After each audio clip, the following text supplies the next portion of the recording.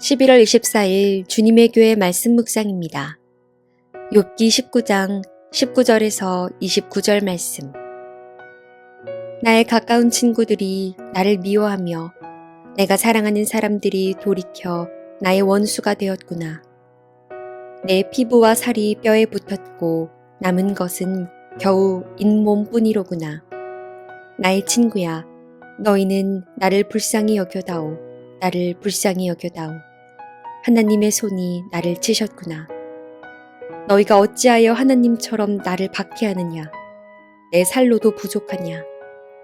나의 말이 곧 기록되었으면, 책에 씌어졌으면, 철필과 납으로 영원히 돌에 새겨졌으면 좋겠노라. 내가 알기에는 나의 대속자가 살아계시니 마침내 그가 땅 위에 서실 것이라. 내 가죽이 벗김을 당한 뒤에도 내가 육체 밖에서 하나님을 보리라. 내가 그를 보리니 내 눈으로 그를 보기를 낯선 사람처럼 하지 않을 것이라. 내 마음이 초조하구나. 너희가 만일 이르기를 우리가 그를 어떻게 칠까 하며 또 이르기를 이래 뿌리가 그에게 있다 할진대. 너희는 칼을 두려워할지니라. 분노는 칼의 형벌을 부르나니 너희가 심판장이 있는 줄을 알게 되리라. 할렐루야. 오늘도 살아계시며 우리의 기도에 귀 기울이시는 하나님을 찬양합니다. 하나님은 오늘도 말씀을 통해 우리를 위로하시고 우리의 간구에 당신의 뜻을 알려주길 원하는 분이신 줄 믿습니다. 그러하기에 오늘도 하나님의 말씀을 묵상하며 다 함께 나아가기를 소망합니다. 다 함께 말씀을 보시겠습니다. 욥기 19장은 욥이 빌닷에게 하는 두 번째 답변을 기록하고 있습니다. 18장에서 욥의 친구 빌닷은 이 땅에서 악인의 운명이 얼마나 비참한 결말을 맺는지 묘사하며 은연중에 욥의 현재 모습이 악인의 결말과도 같다고, 그래서 욥은 틀림없이 악하다는 결론에 이르게 됩니다. 이에 대해 욥은 19장에서 다시금 자신의 결백을 주장하며 도대체 왜 하나님께서 이런 고난과 시련을 자신에게 허락하셨는지 탄식하며 질문합니다. 욥의 모든 탄식 가운데 욥기 19장은 하나님이 왜 나를 치시는가? 라는 이 잔인한 질문을 가장 날카롭게 그리고 가장 예리하게 보여주고 있다고 할 수 있겠습니다. 오늘 본문 19장을 세 부분으로 나누어 살펴보기를 원하는데요. 먼저 1절에서부터 12절까지는 욥이 하나님께서 나를 죄인으로 여기고 나를 원수처럼 여겨 나를 공격하신다는 것을 인정합니다. 4절에서 욥은 혹시 자신에게 허물이 있다 할지라도 어떻게 자기만 그러하겠느냐며 자신의 고통의 부당함을 주장합니다. 그러하기에 6절과 7절의 말씀에서 욥은 자신의 고통이 죄악이 아니라 하나님의 폭행에 의한 것이라고 일관되게 말하고 있는 것입니다. 6절과 7절 말씀을 보시겠습니다. 하나님이 나를 억울하게 하시고 자기 그물로 나를 애워싸신 줄을 알아야 할지니라. 내가 폭행을 당한다고 부르짖으나 응답이 없고 도움을 간구하였으나 정의가 없구나.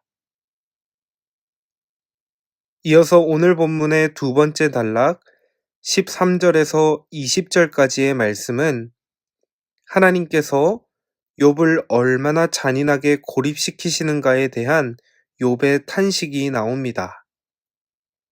하나님은 욥을 공격하는 데 만족하지 않으시고 계속해서 욥을 고립시키셨습니다.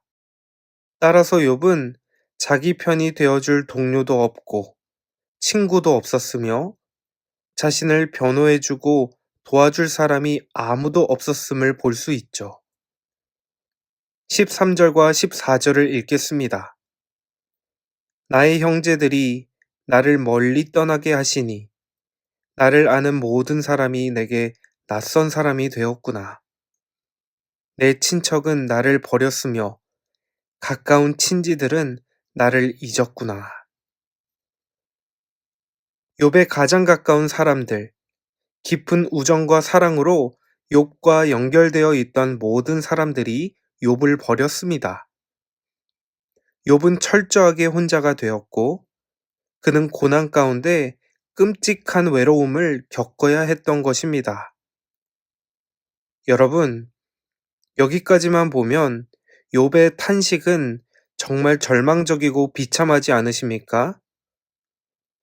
욥은 하나님께 공격을 받았고 모든 인간적인 도움을 거부당했으며 철저하게 혼자가 되어 자신의 말을 변호해 줄 사람이 단 한 명도 없었습니다.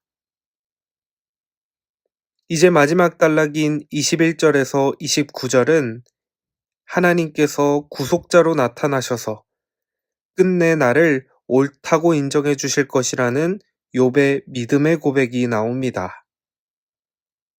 먼저 욥은 자신의 비참한 상황을 진단하고 그 진단을 토대로 자신의 바람을 제시하며 그 바람을 확실한 소망으로 발전시킵니다. 먼저 21절을 보실까요? 나의 친구야, 너희는 나를 불쌍히 여겨다오. 나를 불쌍히 여겨다오. 하나님의 손이 나를 치셨구나. 현재 상황에 대한 욥의 진단은 참으로 비관적이고 절망적입니다. 하나님의 손이 나를 치셨구나. 하나님이 나를 원수로 여기시고 대적하시기 때문에 이제 나는 멸망하게 되었구나. 욥은 분명하게 하나님의 손이 자신을 치셨다고 말했습니다.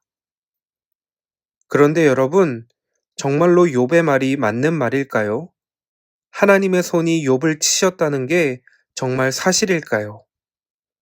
저는 그렇지 않다고 생각합니다. 욥은 모르지만 우리가 알고 있는 사실이 있지 않습니까? 욥기 1장 11절로 돌아가 보자면 사탄은 먼저 하나님께 말했습니다. 이제 주의 손을 펴서 그의 모든 소유물을 치소서. 그러자 하나님은 1장 12절에서 사탄에게 이렇게 말씀하셨죠. 여호와께서 사탄에게 이르시되 내가 그의 소유물을 다 내 손에 맡기노라. 우리가 앞서 읽었던 욥기의 스토리를 돌이키자면 욥의 소유를 치고 욥의 자녀들을 죽이고 또 욥의 건강을 망가뜨린 것은 사탄의 손이지 하나님의 손이 아니었습니다. 엄밀히 말해서 하나님의 허락하에 그리고 하나님이 허용하신 범위 안에서 사탄이 욥을 괴롭히고 있다는 것입니다. 욥은 여전히 이 사실을 몰랐습니다. 그렇기에 욥은 계속해서 자신의 고난의 부당함을 어떻게든 증명하고 싶었던 것입니다.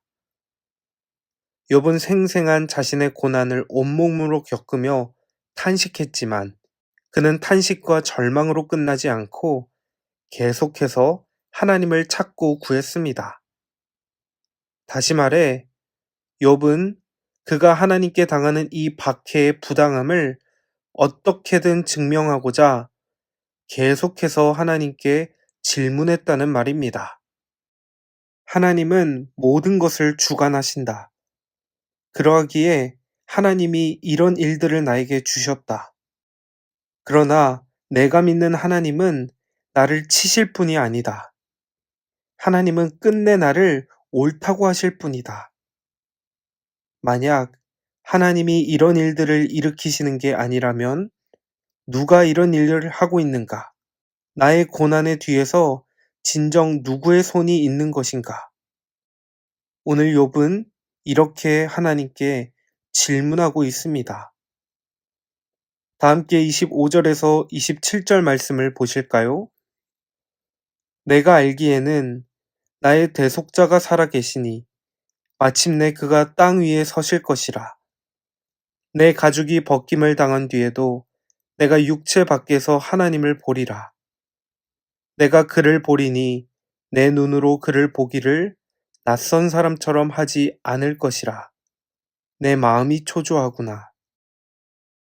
여러분, 25절에서 욥은 세 가지를 분명하게 안다고 고백했습니다.